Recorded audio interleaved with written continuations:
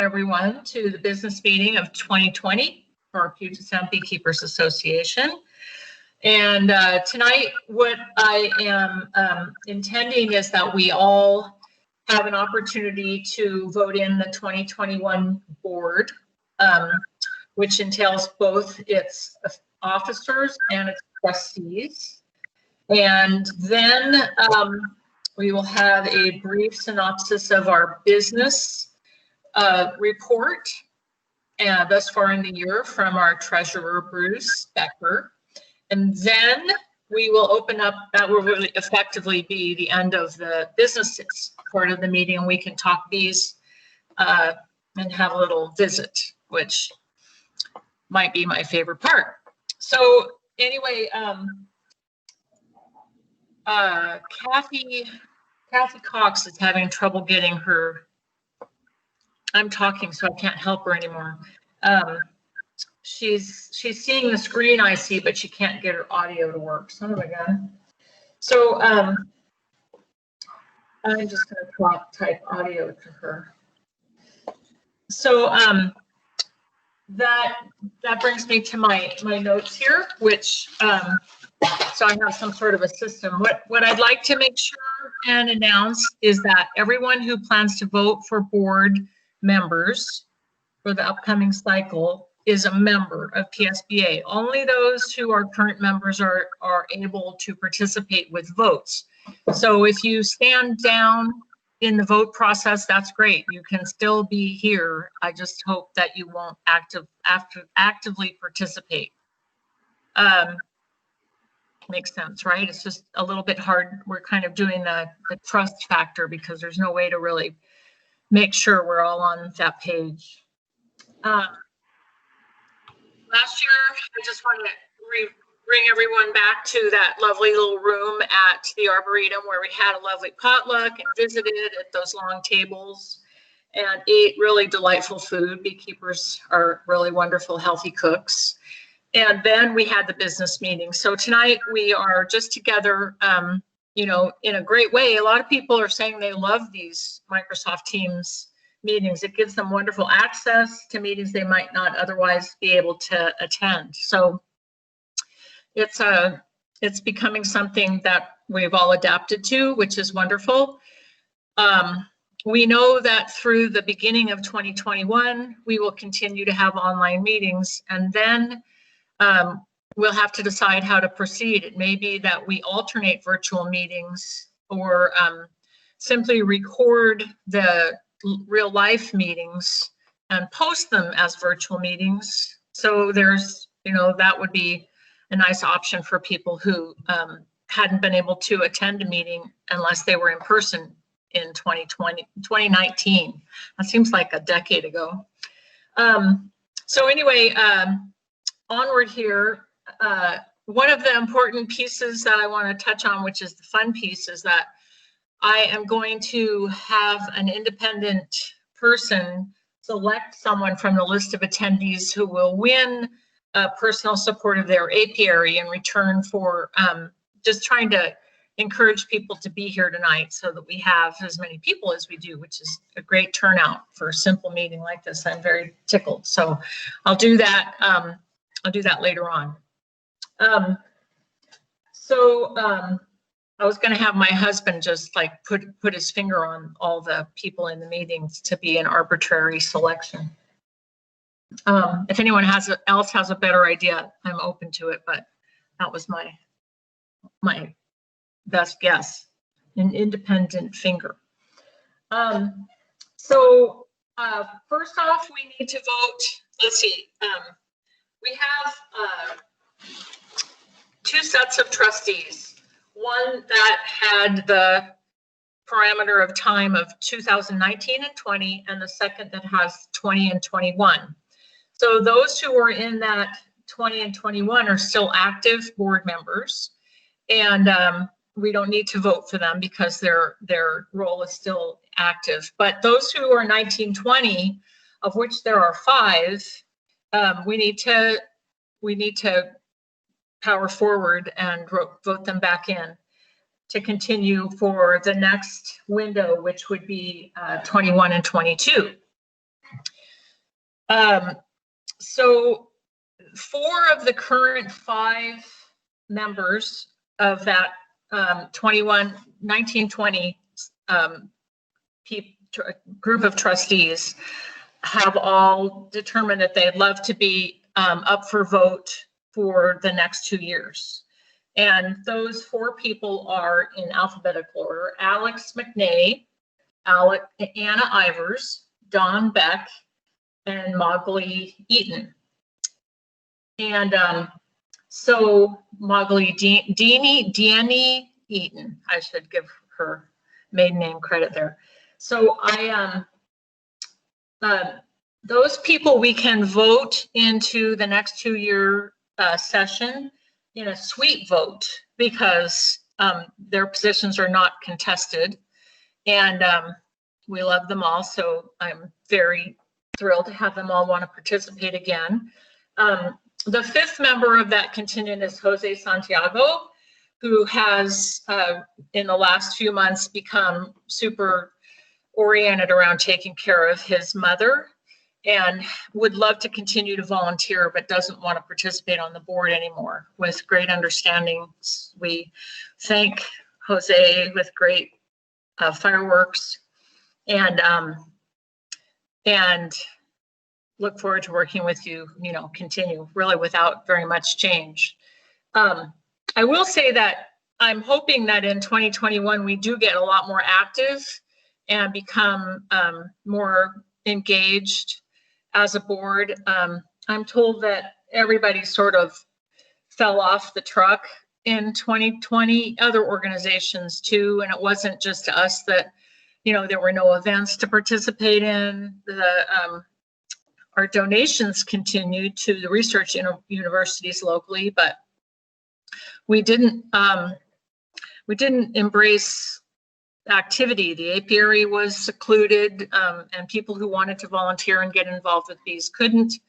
So, for natural reasons, even though they wanted to, I had to kind of ask them to hold off because we couldn't meet over bees anymore. So anyway, the point of saying this is just that I do hope that the board is a lot more active, and we kind of know what we'd like to work on, and to get more underneath the year now that we know what to expect. I think we were kind of all dislocated there for a bit. So I'm excited to move forward with this board that we're electing. Here. So I would like to propose a motion that I would like to move to have a sweep vote of the 4 trustees who have been the trustees for the past 2-year session, and ask that we vote to support their willingness to serve in 2021 and 2022. So the sweep vote will be conducted by all those present, as long as you are members, for Alex, Anna, Dawn, and Mogli. And I second the motion. Wonderful. We can, is there any discussion on the matter? So we can simply approve the motion and move forward to have a vote. Take the vote. Okay, please raise your hand if you vote yay. It looks like we have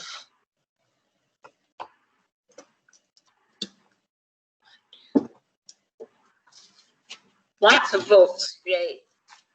15, 16. We have 16 yays so far.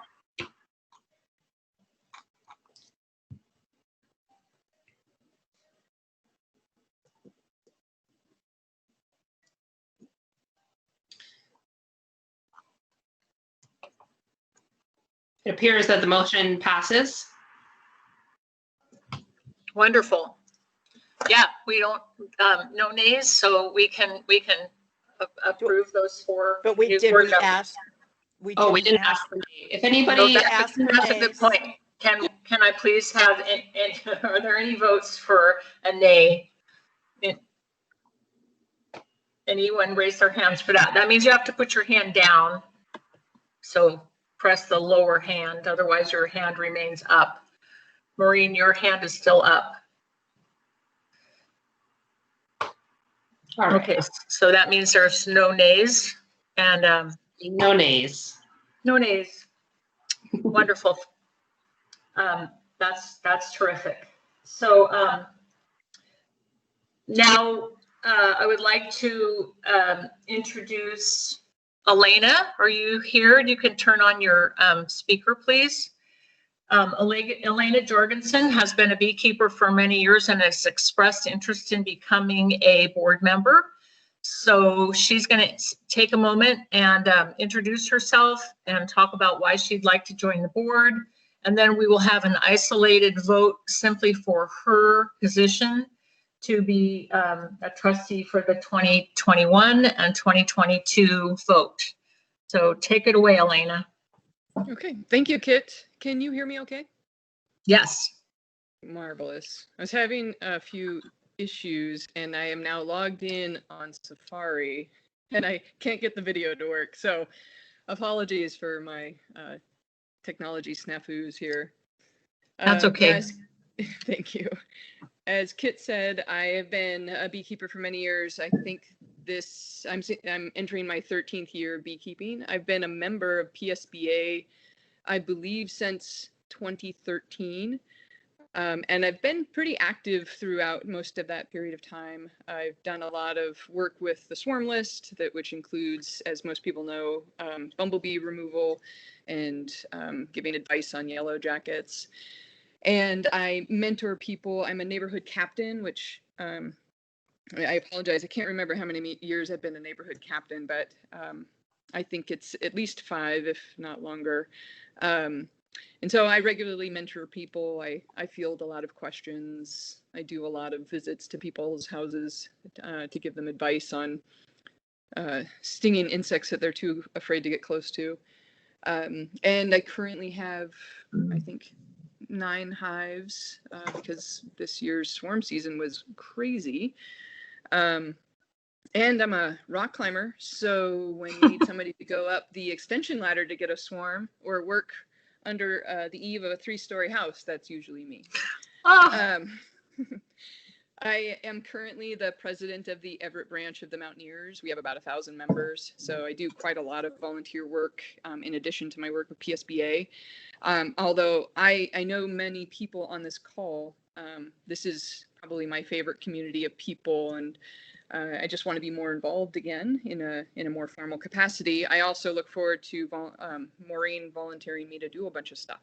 So that's, and in my regular profession, I am a research scientist.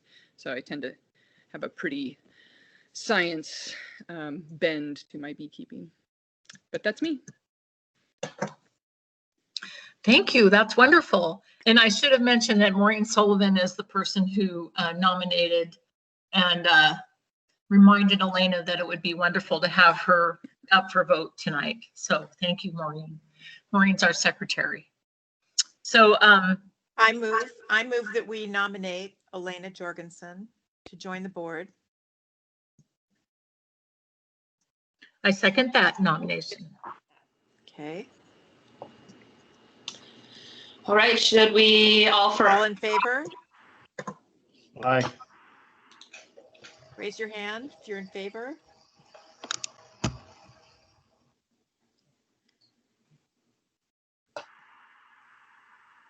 Okay, how many in favor do we have? 17 Okay. in favor? Opposed? Lower your hand if you oppose. Or wait, I mean, sorry. Yeah, lower your hand if you do not oppose.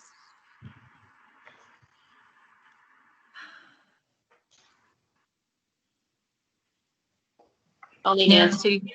Nancy, your hand is up. Nancy, lower your hand. I'd say Okay, Nancy, motion passes either way. I think she probably stepped away yeah, from. so motion passes. Yay. Okay. Motion passes. Thank Okay, you. Unanimously. Unanimously, of course. That's wonderful, Elena. Welcome. That's very exciting. Thank you. Yeah, yay. I'm so excited. I mean, Elena, always felt like you were kind of a board member already, so now you're official. And Eileen Maloney is the person speaking, and she's our vice president, for those who don't know Eileen. Okay, so then that contingent of the 2-year completed with 5, that's 5. Then we have another set of 5 trustees whose window is 2020 and 2021. So we don't need to re-vote for them because they're still active. On this segment of trustees, the 2 people active are Nancy Beckett and Neely Moore. So thank you guys for continuing for another year, and that leaves 3 people.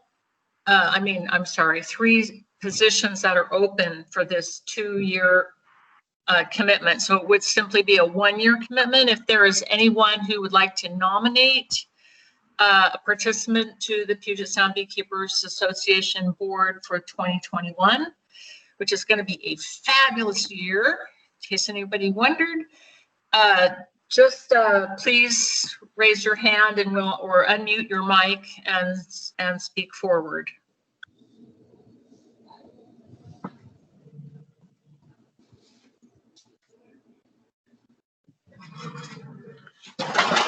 Sorry, I not did. to correct you, Kit, but there's only 4. We only have 9 trustees, so there's 4 in the other cycle, 5 in the current cycle. Oh, good. That's great. Thank you. So there's 2 open positions. 2 open.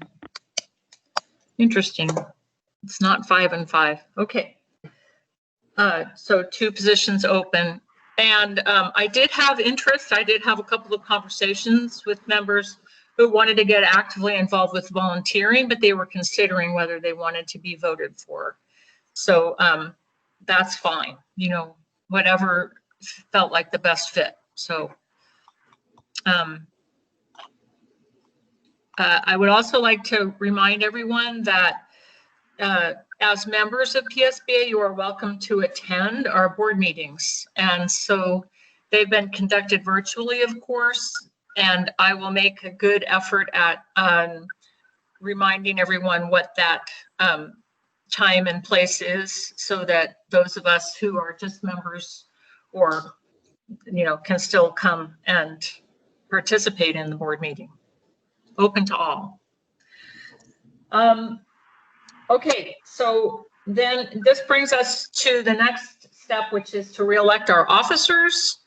And the one person who isn't an officer that I would still like to recognize because he's so important as our ex officio president, who had served prior to me taking over in 2020, is Jeff Steenbergen. And I just wanted to say thank you very much and honor him for being such a steadfast backbone to the whole deal. You're welcome. Thank you. Good. Yes, you're welcome. So the officers that we need to vote into the 2021 year, each year we do re-vote for officers, are Bruce Becker, who's our treasurer, Maureen Sullivan as secretary, Eileen Maloney as vice president, and myself. So in that order, we need to do this individually, or maybe each of us would like to say something and open up the mic.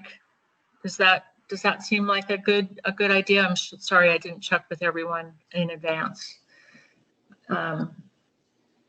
Should we vote individually, or I think individually is important, and then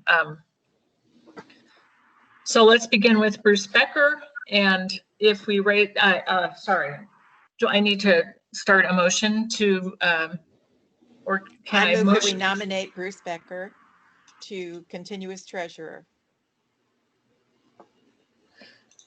I second that motion. That's Okay. wonderful. All in favor? Aye.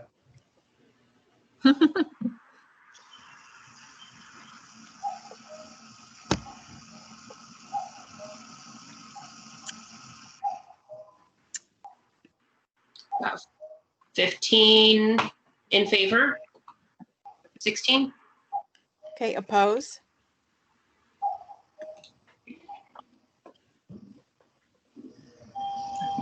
I'm getting good at this little hand.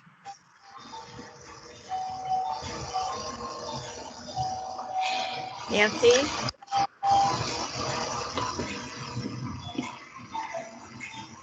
Nancy, do you oppose Bruce?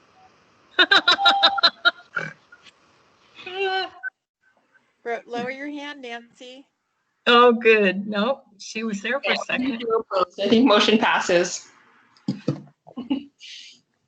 Wonderful. And I'm assuming people just Yeah. put their hands down. Maureen, is there anything you would like to say as nominee for secretary for 2021? No, but thank you. Okay, wonderful. You know, this camera business. Okay, so Eileen, go ahead with Maureen. I love this. Okay. I move that Maureen be reinstated as secretary for the following year. All in favor? I second. Oh, second, excuse me. All in favor?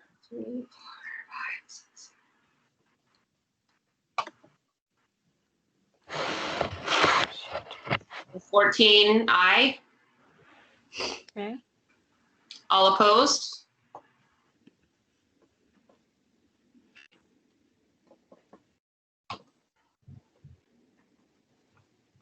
Looks like motion passes. Nancy, did you don't, oh, good. There you go. Unanimously. Woo. Woo! Okay, so now my famous vice president, would you like to nominate yourself at the No.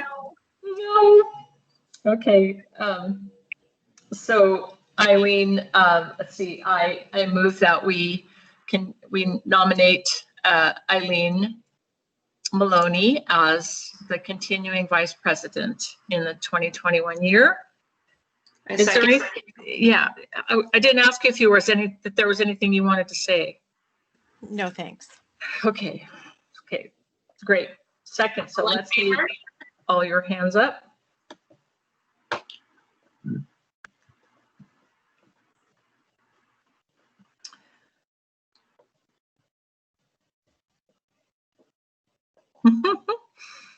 This is so quiet.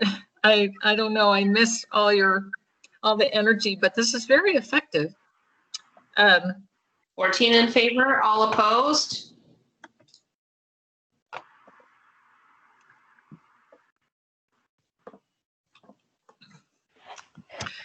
Looks unanimous. Vote for Eileen. Your hand's still up, Kit. Oops, that's bad. Well, 2 opposed. Motion passes. Oh, I can't get my hand. Nancy, yours just keeps going up and down. But motion passes either way. Thanks everyone for being so good with this tedious process.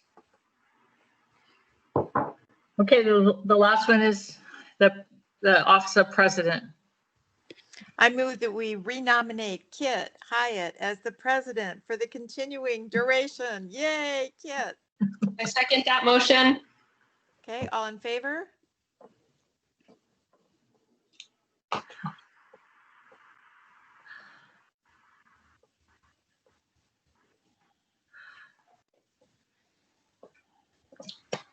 $13 in favor, all opposed? Oh, God.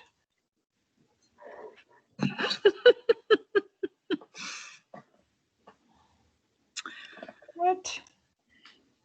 No. Go ahead, Nancy, get your hand down.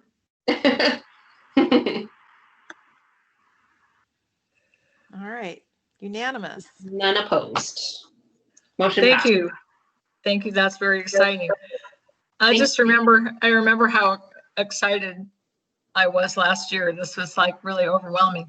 Then I was supposed to remember how last year's meeting went so that I could recreate it. And I tell you, I don't remember anything because I was distracted by the idea of becoming president. So that's it for our elections. And it's wonderful to see 24 people here. And I'm gonna have, I think this is a good time to just kind of take a little break and move to, or I'm not really moving, I'm just gonna select, or I'm not selecting. I need Charlie's little thumb here. Or I could do a random number generator. Kit. Oh, that's a good one, except it could be that it falls, well, even, yeah, it Just probably couldn't. picking new ones until we come across someone who's not on the board. Exactly. Random number. Thank you.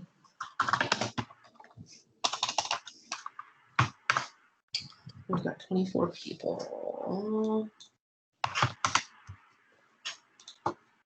Number 10. 1, 2, 3, 4, 5, 6, 7, 8, 9, 10. Gerardo. Gerardo is our winner for a, what is the prize again? Gerardo, is that a wonderful thing? Gerardo's our past president, so I don't know how. It is indeed. Thank you very much. Oh, good. Super duper. Congratulations. Good to see you. Hey. That's great. Okay, so we'll line that all up. It may be something that we make happen in early spring, seems best. So at this point, I'd like to introduce Bruce Becker, who is our treasurer, who would like to give us a brief overview of the situation with our as our books currently sit. This is not a year-end report, but it is in our bylaws to present a business report in this at this business meeting. The annual meeting used to be held in February, however, which meant that we had a compiled year to report.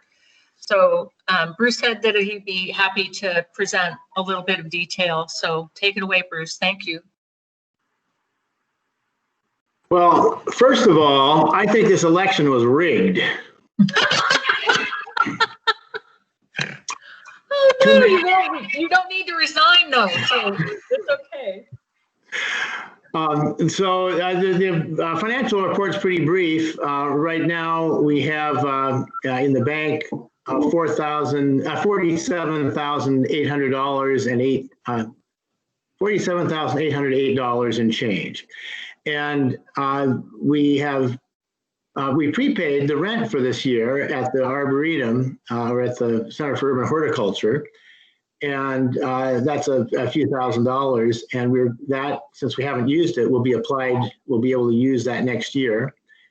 And the only really real authorized expense for this year that we haven't paid is we were going to make a donation of about $4,000 to WSU, which Nancy pointed out to me earlier. At a board meeting, she said, "Hey, you haven't sent that money off," which, because the April meeting was not done the way it normally has been, we didn't send. So I'm going to have to do that. But anyway, no matter how we cut it, we've got in excess of $40,000 to work with. And that's about it.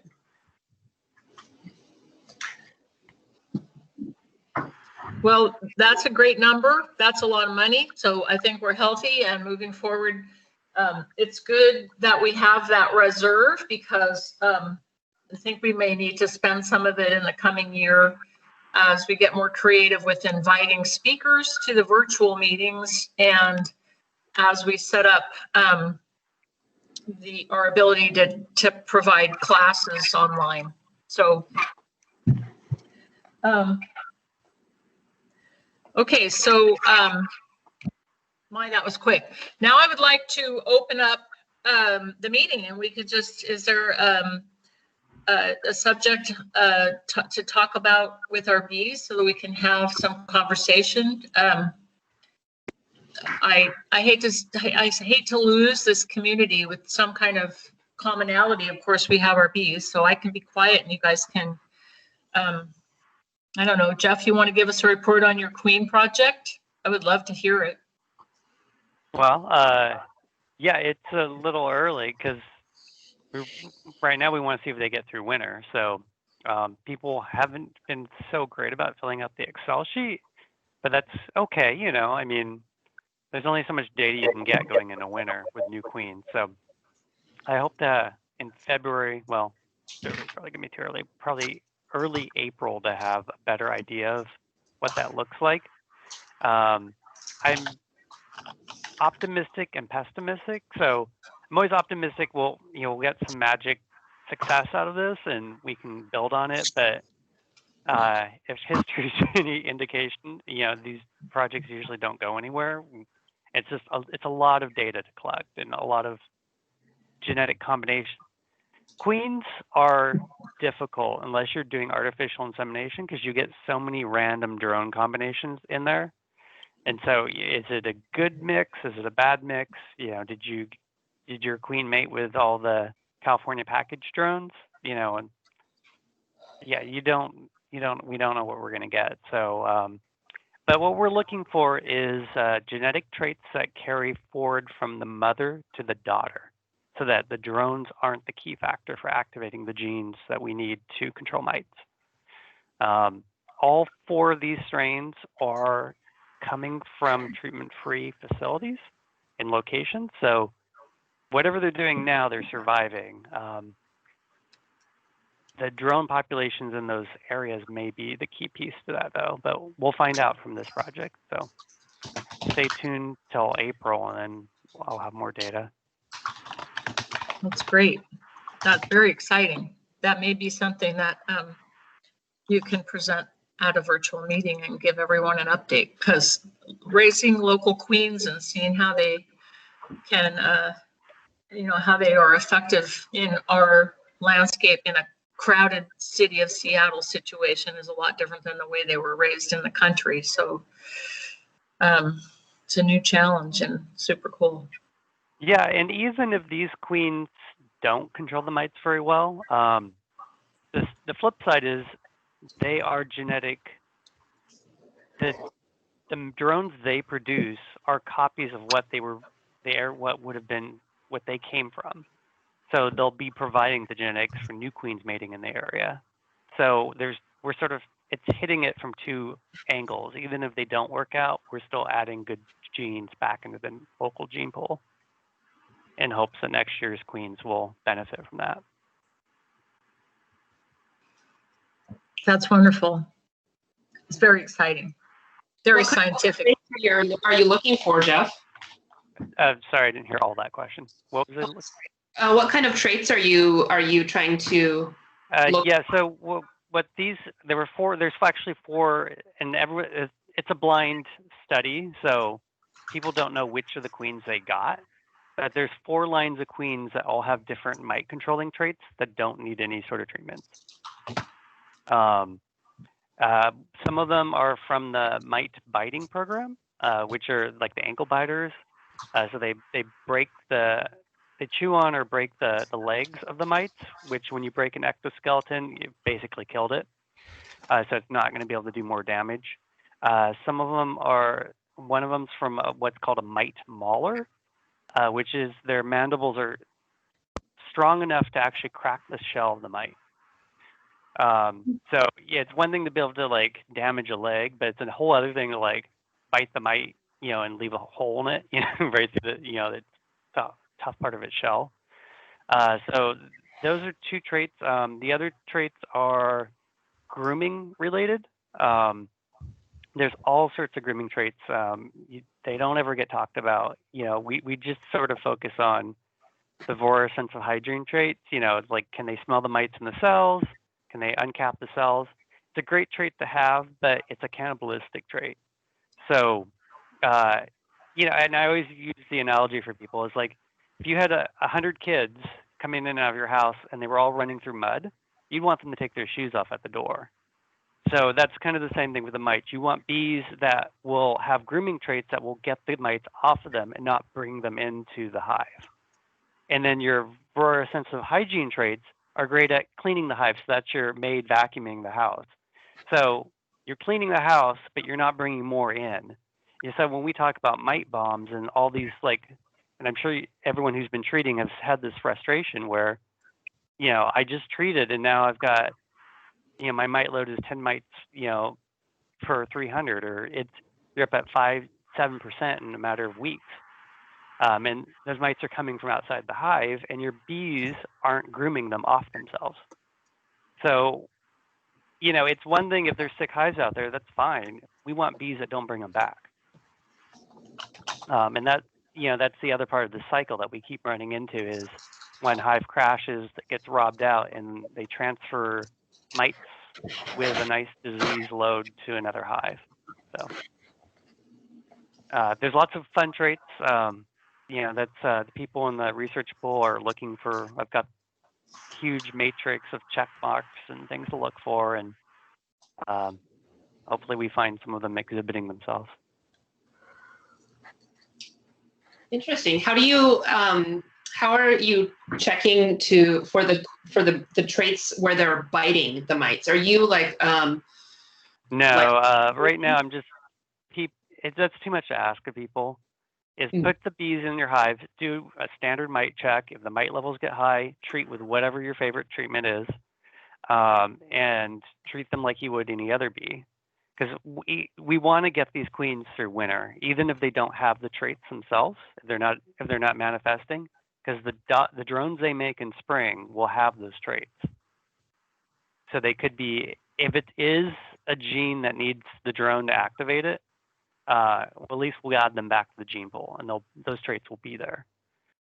So yeah, you know, if you find that you don't need to treat the hive, that's what we really want to see. So until we start seeing some of those pop up, you know, I don't want to get too excited and jump ahead. You know, it's like if they have a high mite load, what's the point of looking at under a microscope at all the mites to see if they have broken legs and stuff? Because it's obviously not working, or it's not strong enough of a trait. So we want to, if we find one that works, then yes, we'll dig in and we'll start looking more carefully at how it's working. Oh, interesting. Yeah.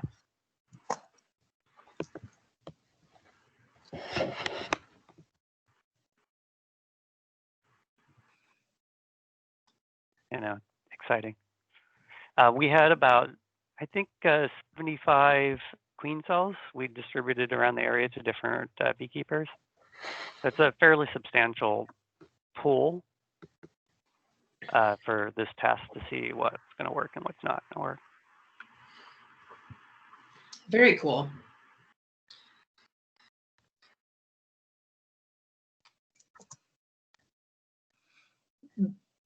That's a hard topic to follow up, but we can talk about anything. Anybody has a question, a struggle with their hives, or there have been a lot of hives crashing that I see on blogs. If anybody's had that experience, they always say if you lose a hive now, that's always good. You don't want to have an unhealthy hive make it. So that's a sad way to look at it. But anybody out there? We're in here. Haven't had any crash yet, but I have seen a couple of mite bombs happen from other hives, from other beekeepers. Very late in the year too. It was around, end of September, middle October, where one hive just kind of took off with a mite bomb. Then in the alcohol wash, there was probably, 80 mites. So it's good to keep checking. Make sure everybody keeps checking their mites. I know it's a little bit late for that now, but. Yeah, I picked up a swarm this year, and I told Maureen about this. I was picking up this as I was collecting them. I'm like, I could see mites on the bees, and I'm just like, and then I got them home. I was moving them into the hive. I'm like, there are so many mites in this swarm. I don't even know if I want them at this point, because they were just dropping mites left. I mean, they were covered. I did a treatment. I could never recover that, even with treatments of different sorts. they couldn't pull through it, and they did eventually. That was one of the ones I did have that died, and I'm just like, I guess I requeen them too. So sometimes if you get disease and you get mites in there, even from a swarm of all things, you can't always recover that. Yeah, because you don't have all the sick brood that holds the Yeah, hive no, back. they brought it all with them. They had such a high mite load, they brought all that with them, so they could never raise good brood. And then requeening them, the new queens couldn't overcome that either. Yeah, wow, that's amazing. Yeah. Sad. You did your best. Yeah, I'm guessing it probably wasn't a swarm. It was a swarm, but I'm guessing it wasn't a reproductive swarm. It was probably an absconded hive that left to try to escape. I have no idea where they came. I mean, you get random stuff all the time, so I'm guessing something like that was going on. I don't know how a hive like this would have ever made it through winter. So of my hives, I had one hive like in August, or I guess maybe it was September. That was obviously, it took me, I had never seen a hive about to crash, so I didn't really know what I was looking at. I thought maybe I had a foul brood disease. And interesting, it was mites. They were just overcome with mites, which I caught it before it was too late. But the interesting thing that I want to mention is that there were supersedure cells in the hive.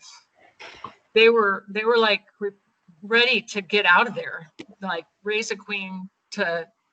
It wasn't a healthy swarm need or idea. It was more like a desperate, I think. And I wonder if other people have noticed queen cells in their mite bombs. I don't know. The other thing that will happen there, Kit, is the queen can get sick. And so every egg she lays carries the disease, and the hive can sense that. They sense something's wrong with her, and they try to replace her. The problem is, if every egg she's laying is carrying the diseases, all those queens are trying to raise are also going to be sick, so they'll be unsuccessful at that. And I see that all the time. People are like, oh, they must have swarmed late in the season. I'm like, no, your queen probably died, and they couldn't replace her because they didn't have any viable genetic material to use. Wow, I didn't. It happens quite often with those crashing mite bombs. Oh, that's really good to understand.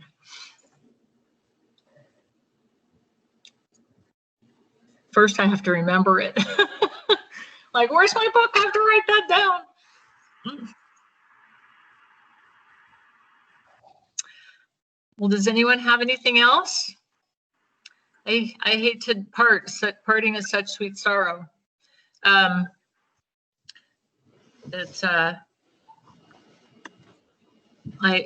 would love to know, maybe you can raise your hand and let me know how many of you plan to have bees in the spring of 21 and are into absolutely learning right now.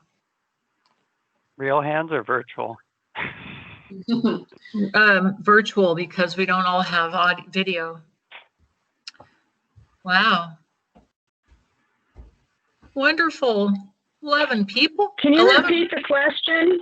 Sure. The question is whether you're planning on being a first-time beekeeper in the spring of 21. So newbies. Newbies. I missed Yeah. that again. What are you That doing with first this part new there. beekeeper? Yeah, if Well, you're a I'm just interested in people who are participating tonight that are don't have bees yet, but are definitely, are hoping to have them in spring of 21 and Oh, looking forward to gonna be taking a new classes. beekeeper. Yeah, coming Got in it. on new. Yeah, sorry, Kathy. I know it wouldn't be Thanks, you that's cut for out, sure. so I missed it. But Oh, well, I may have cut out for others, so I'm glad you asked. So, cool. There's a few of us.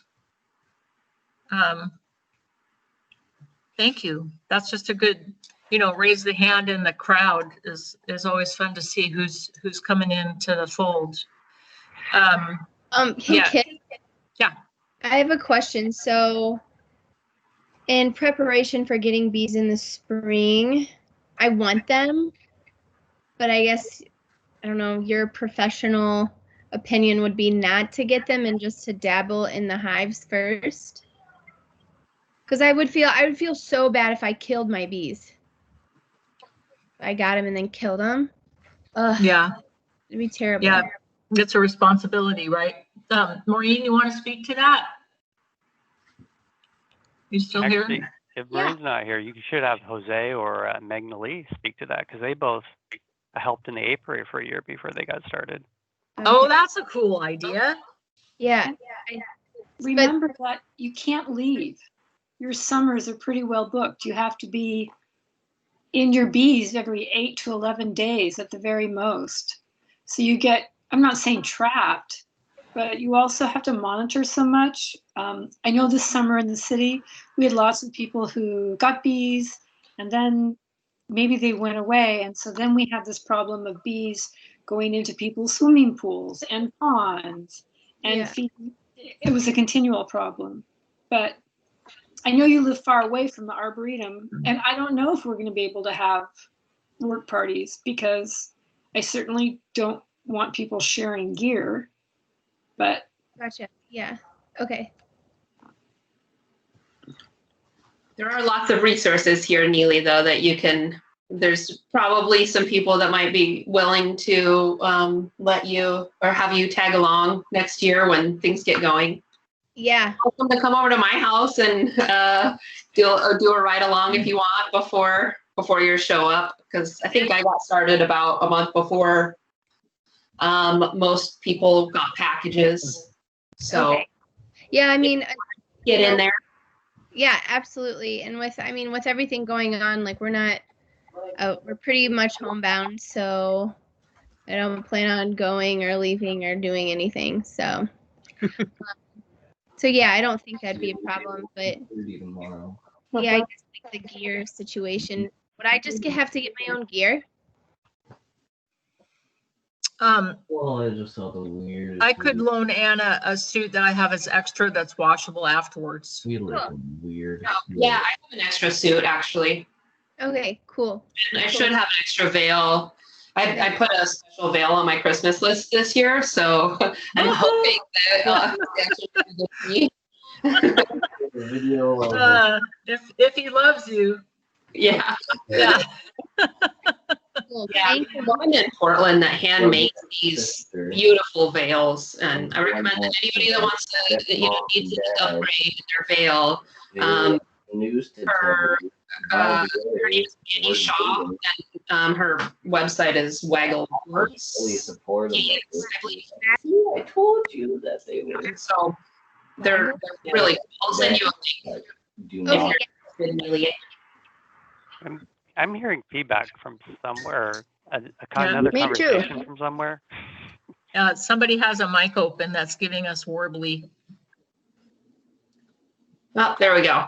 Okay, we're Thank you. Very odd. Mine, if I can reassure any new beekeeper, I started actually with Maureen, helping in the apiary. It helped in the sense that I had already seen, baby bees and things like that when I got into my hive. And I'm a first year beekeeper this year, but I am not sure that it was material either. And especially if you can see and tag along with any of us and kind of see a hive inspection once, I think that's kind of enough. And even if you don't see that, just going to the beginner lesson is very helpful. You'll get a step-by-step every month of what you should be doing. So that's just my personal take on how I got started and kind of how the experience was for me, if that can help anybody. Where are you located, Neely? I'm in Kenmore. I'm in Woodinville, so I'm fairly close to you. If we get vaccines and all of that, I'd be happy to have you come over and hang out and see my bees and play with bees. Yeah, that'd be great. I don't know when that's gonna be, but yeah. Well, we could also social distance with masks and what have you. So yeah, whatever you're comfortable with. I want to. I told myself I wanted to get bees last year, and that didn't happen. And then, And then this year, and then yeah. So Yeah. When I made up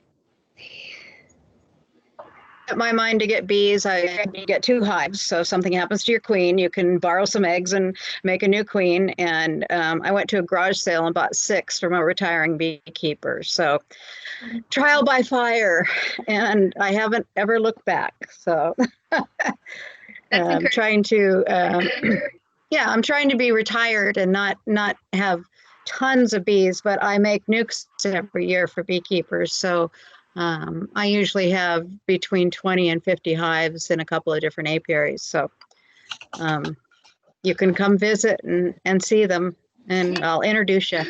Thank you very much. You bet. I love that tons of bees are as relative to who's saying it. 'Cause 50 hives is a lot for some people. Hey, I had about 2,400 at one time, so 50 is really cutting it down.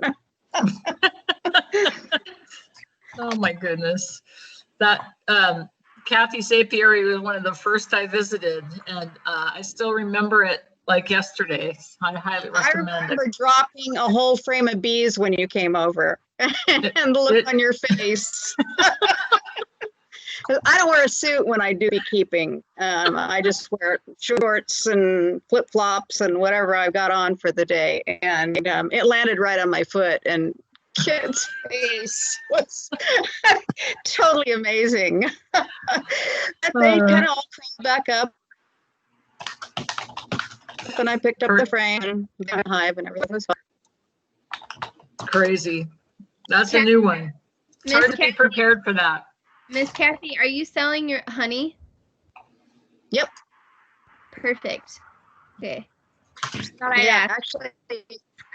actually, you know, I have people that just stop by my gate and buy honey from me. And I also have done for 12 years now, I've done a honey delivery, and I try to do it once a month, but I've had a bunch of health problems, so it hasn't worked out that way this year. But I have between 25 and 50 people that I deliver to, and that's amazing. It's really a lot of fun. A lot of them I've never seen because I have to have somebody else run the honey up to the house because I can't do stairs and all that. So, but you know, everybody's always texting me and talking about, oh, I tried this and I tried that. And I still get honey from my business that I sold in California. So I get a lot of different types of flavors of honey, like star thistle and orange blossom and sage and apple blossom and things like that. So it's really fun. Okay, well, I might, I think I need your number so that I can come and get a few, I don't know if you sell them by the jar. I'll take a couple of jars. I have quarter pints, half pints, pints. I don't sell any larger than that. It's just too heavy to carry. So yeah, you're welcome. And you know, my I'm on the Woodinville neighborhood captain list, so you can contact me that way. And texting is always better. I answer texts more often than I do email. Okay. So email me and get my phone number, I guess is what I was saying. So. I can do that. Thank you. Yeah, you're welcome. The neighborhood captain list is a wonderful resource for all of the people getting started with bees. And I'm so glad you reminded me of how people can reach you that way, Kathy, because I was racking my head like, well, I'm not supposed to post Kathy's number to people so they can reach you, but that'll do it. Just look up under resources for the neighborhood captains. I also have a website called Seattle Honeybees on Facebook, so you can check me out there. And Tracy Klein and I run that together. And we both help all new beekeepers. You just ask a question, you'll get an answer. Perfect. Thank you. Mm-hmm. Neely, I sent you an email too if you're interested. Okay, yes, I am absolutely interested. Yes. So now you have lots of resources. Yay, and it's to my Gmail, right? What's that? It's to my Gmail, right? Yeah. Yeah. Perfect. Okay, good. I was hoping that we got that kink to work out. So we're working on that one. okay. Yeah, it's been a big one. I'm like, what? What is going on? Okay, cool. A pro tip about social distancing is make sure your masks aren't black if you're around the beehives. Oh, I learned that's that a this cool summer. point. I had I was like talking to someone after I took my suit off, and I had that I had a black or a dark color, dark blue. It is navy. The bees definitely don't like that, and they were trying to attack my mask. Wow. See, I can't go without a veil. I've had to. I got stung twice last Oh, year. I had my veil on when I was in the hive, but I, walked a few feet away. I was taking it off, and we were chatting at a social distance because I had my mask on the whole time. But once the veil was off, the one that had been following me around was like, "There's my target," and kept trying to sting the mask.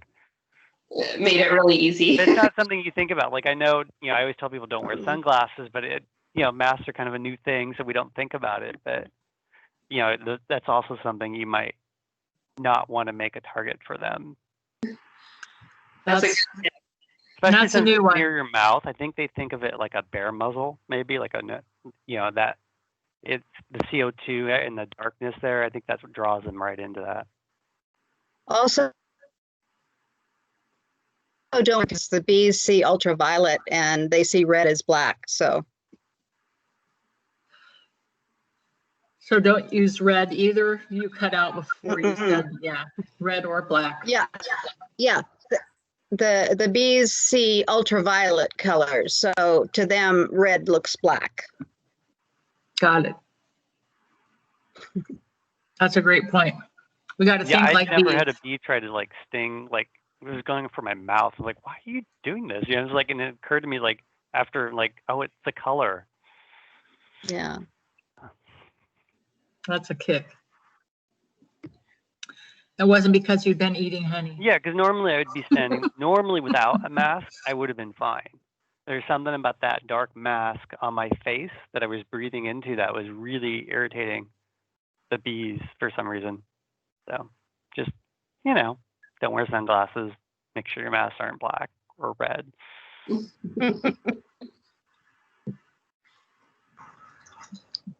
Never would have thought of that. I heard this is kind of related, but I heard another tip that I'm going to take up this year is to wear a camelback underneath your suit on those hot days. Camelback. Like a the water. So they have the backpacks for like runners. Oh yeah. I get so thirsty out there. And so I ordered a fanny pack one that I can just loop the water up through my veil.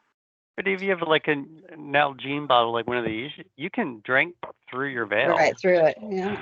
Yeah, no, I that's what I was doing, and I was like, oh, how nice would it be to just have a little tube over there. I would also end up dumping it because the way my veil is a little bit stiff, and so it's kind of like it would get everywhere. So I'm excited.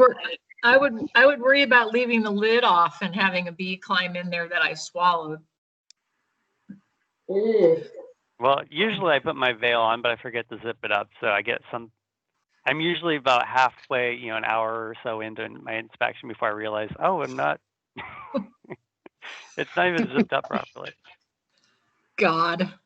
My veil has usually it's because I see them crawling on the wrong side of the veil. So I'm like, okay. Out of the corner of your eye, you notice the bee is on the wrong side. Yeah. Have you seen that meme that goes? There was like a meme on the Facebook groups that was from Aliens, when Ripley has the queen alien right there and she's looking at her out of the corner of her eye, and then it says, when you realize the bee is on the other side of the veil. It's just like, oh no. Yeah. I have a lot of holes in my veil, which the replacement wasn't available because shipment from China had been interrupted, and the company was so sorry, but I've got duct tape in like 20 places on both sides, so it sticks together, and I'm constantly afraid that a bee's going to find a new hole, and it's terrible, but I didn't get stung. I did smash bees that I knew were in the wrong place, but c'est la vie. Well, we're going to have a great year, and I really appreciate everyone participating tonight. And reach out to your neighborhood captains with concerns over the winter. We all kind of miss bees. We don't have a meeting again until January, so we take December off as a matter of calendar. But I'm excited to have everyone locked in on the board moving forward, and it's a great group. This is going to be a great year. I'm super excited for everything. Hey, Kip. Yeah. Yay, Kit. There will be a board meeting in December so that we can kind of get set up. We don't usually do that. We had a party last year, but we can't do that. So anyway, I'll invite the members generally to join us too, but we're going to try and set the tone for 21 in advance. I hope. Given Hey, Kit. availability. Yeah, Jose, yes.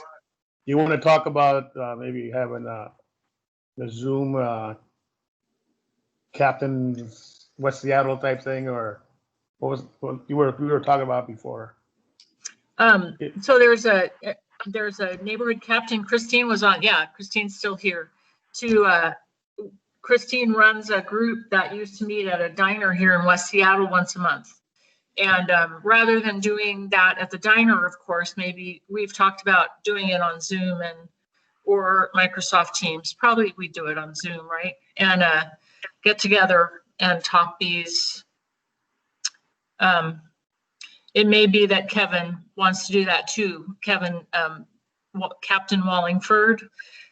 These are neighborhood captain ideas, and so we can break out and do group meetings too. But this is a pretty great size group to do that. So anyway, Anna, do you want to officially stop the meeting and we can, does anybody have anything further? I hate to call it. Does anybody have anything first, and then we can take a motion to adjourn? Oh, that's true. We need a motion. I don't think you need a motion to adjourn, do you? We don't? Not to adjourn. I think everyone just has to agree that there's no new business or no additional business. So with the adjourning of the meeting, the new board takes effect. Do you have something to say, Scott? I was saying that on Robert's rules that you do have to have a motion. Ha! Okay, cool. Go Scott. Okay. I'd like to move that we adjourn. I second the motion. Thank you.